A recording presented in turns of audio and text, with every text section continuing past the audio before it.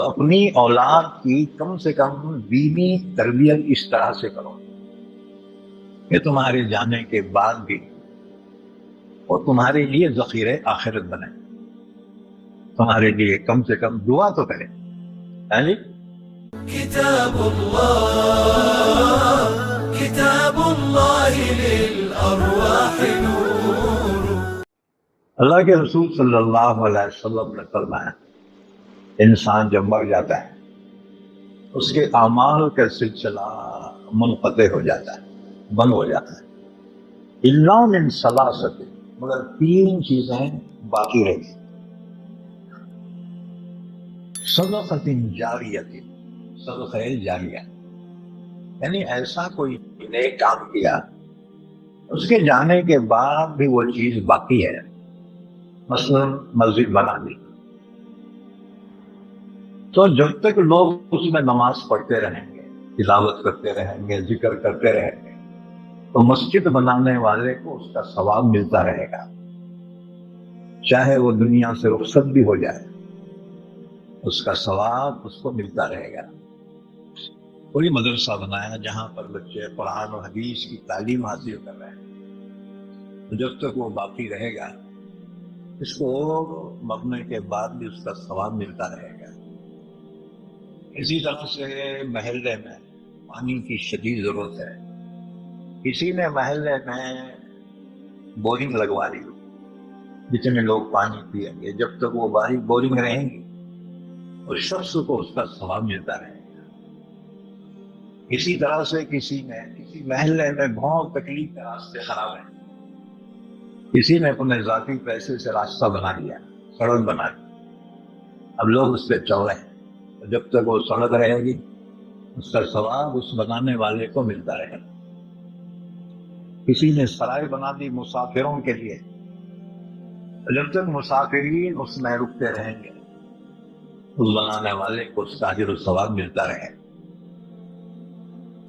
ایصال ثواب صرف کھانا کھلانے میں نہیں ہے، یہ بھی ہیں ایصال ثواب کی تمام صورتیں. ہاں جی، تو اسے کہیں گے صدقہ جاریہ، ایسی نیکی کہ مرنے کے بعد بھی اس کا ثواب اس شخص کو ملتا رہے گا.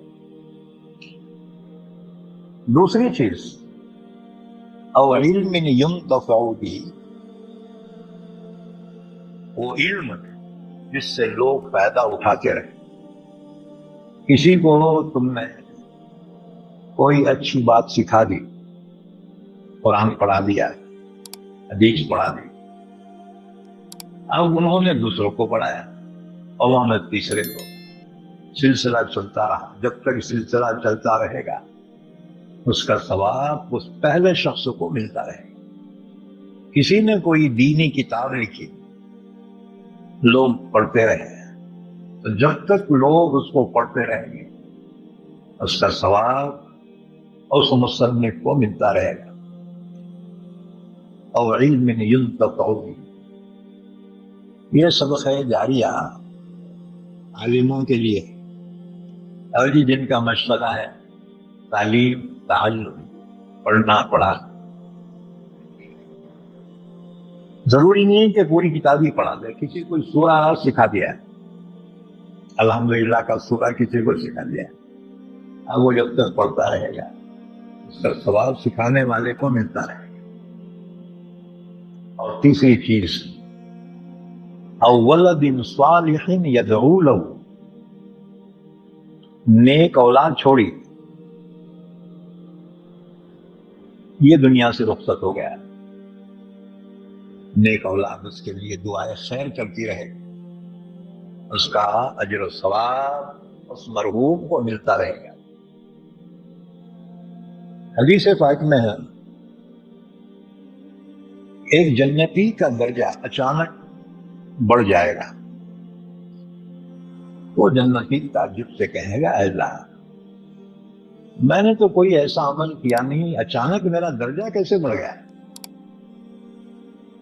اللہ فرمائے گا تیری اولاد کے تیرے لیے دعائے خیر کرنے کی وجہ سے، اس لیے اپنی اولاد کو ہم یہ نہیں کہتے کہ دنیا نہ دو، دنیا بھی دو، اور ان کو دین کی تعلیم بھی دو. کم سے کم قرآن پڑھ کے تو تم کو بخشیں گے نا. اپنے اماں بابا کے واسطے اگر پڑھ نہیں سکتے تو پھر کیسے بخشوائیں؟ کم سے کم ماں باپ کے لیے دعائیں خیر تو کریں. اللہ میرے ماں باپ کی مغفرت فرما، اللہ ہم کو جنت نصیب کر. تو اپنی اولاد کی کم سے کم دینی تربیت اس طرح سے کرو کہ تمہارے جانے کے بعد بھی اور تمہارے لیے ذخیرہ آخرت بنے، تمہارے لیے کم سے کم دعا تو کرے.